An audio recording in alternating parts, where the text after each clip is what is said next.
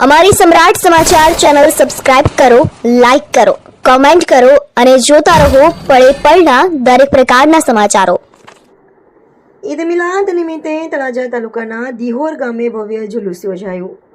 ઈદ મિલાદના પવિત્ર પર્વ નિમિત્તે તળાજા તાલુકાના દિહોર ગામે ભવ્ય જુલુસનું આયોજન કરવામાં આવ્યું હતું, જેમાં મુસ્લિમ સમાજના આગેવાનો સહિત મોટી સંખ્યામાં સમાજના લોકો જોડાયા હતા.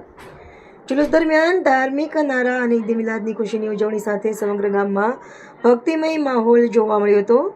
પરંપરાગત રીતે યોજાયેલા જુલુસમાં મોટી સંખ્યામાં લોકોની ઉપસ્થિતિ રહી હતી.